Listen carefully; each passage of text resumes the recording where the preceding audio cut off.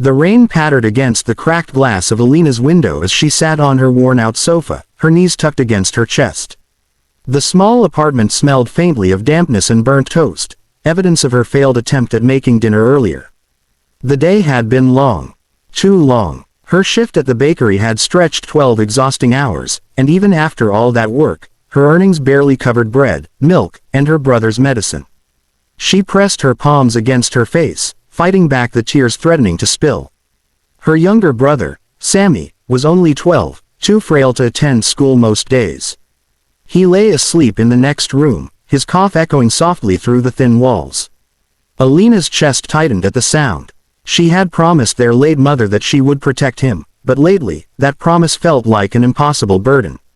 She reached for her phone, fingers trembling as she opened her messages. She needed to vent. Just a few words to her best friend, Zara, who was the only person she could still lean on. Her thumbs flew across the screen. "I can't do this anymore. I'm tired, I'm scared, and I feel like the world is crushing me. If only someone could save me, even just for a moment." She hovered over the send button, her heart heavy, then pressed it before she could stop herself. A sigh escaped her lips as she tossed the phone aside. But seconds later, it buzzed in her hand again. She frowned. Zara usually took ages to reply. "Where are you?" Alina's eyebrows knit together. She checked the contact name, and her heart skipped. She hadn't sent the message to Zara at all. In her tired haze, she had clicked on a different number. One she didn't even remember saving. Her stomach dropped. Embarrassed, she quickly typed back, "Sorry, wrong number." She expected that to be the end of it. Maybe a confused reply, or silence. But the phone buzzed again almost instantly. "Don't move. I'm sending a helicopter. Come now." Alina blinked at the screen. Her first instinct was to laugh. Who would say something so absurd? A helicopter. For her, this had to be some prank. Maybe the person was joking, or drunk, or both. But before she could type another apology, another message came. "Look outside your window." A chill ran through her. Slowly, she pushed herself up and walked to the narrow window. At first, all she saw were the flickering streetlights, the cracked pavement, the stray cats darting between trash bins. And then, she heard it. The distant, unmistakable thump-thump-thump of helicopter blades cutting through the night air. Her heart pounded against her ribs. "No way," she whispered to herself. The sound grew louder, stronger, until her walls rattled. She leaned forward, hands pressed against the glass, and there it was, hovering above the building across the street, a sleek black helicopter descending like something out of a movie. Its polished surface gleamed beneath the city lights, and its searchlights sliced through the darkness. Alina's breath caught in her throat. She squinted, shielding her eyes against the harsh light.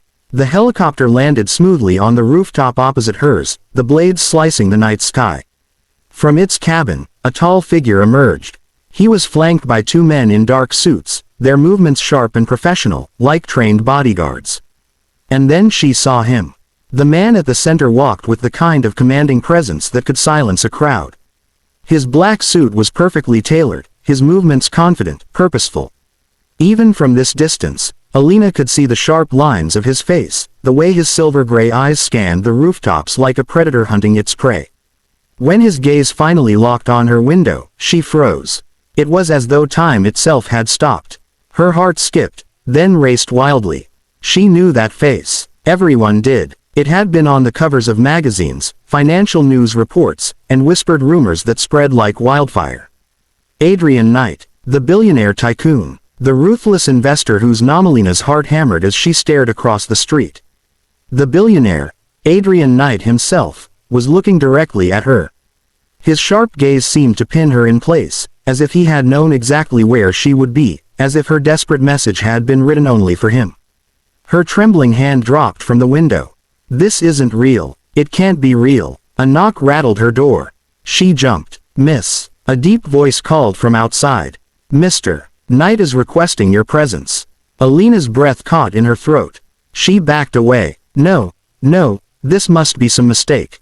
But when she hesitated, the voice grew firmer. "We'll escort you safely. Please don't be afraid." Something inside her whispered to run, to lock the door, to hide. And yet, another part of her, the one weighed down by exhaustion, poverty, and loneliness, urged her to see what would happen if, for once, she stopped saying no to impossible chances. With shaking hands, she slipped on her worn coat, quietly peeked into her brother's room, and whispered, "I'll be back soon, Sammy. I promise." When she opened the door, two suited men stood waiting. Their presence was imposing, but they weren't threatening.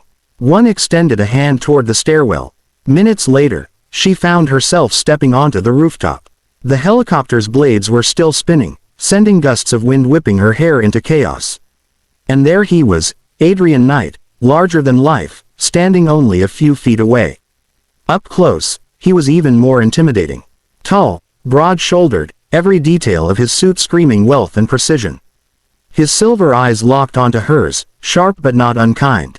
Alina swallowed hard, her voice barely a whisper. "This is a mistake. I didn't mean to." Adrian lifted a hand, silencing her. His presence alone carried authority that made words falter. "You sent me that message," he said, his voice deep, resonant, and strangely steady despite the roar of the blades. Alina's lips parted. "It wasn't for you. I was just venting. I sent it to the wrong number." A faint smile tugged at the corner of his lips, but his eyes remained serious. "There are no mistakes, Alina." The sound of her name on his tongue made her shiver. She hadn't told him. How did he? "I don't understand," she whispered. Adrian took a step closer, his gaze never leaving hers.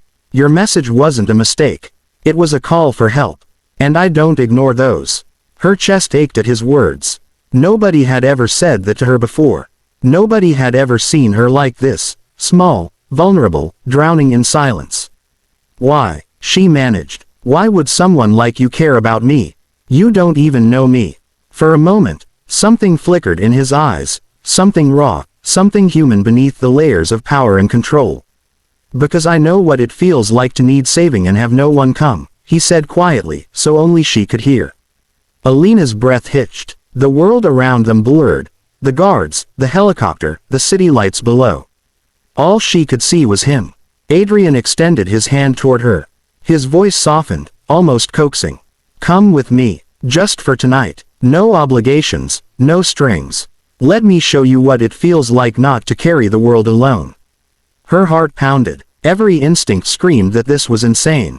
She was a bakery worker, a struggling guardian to her brother. He was Adrian Knight, a man from a different universe entirely.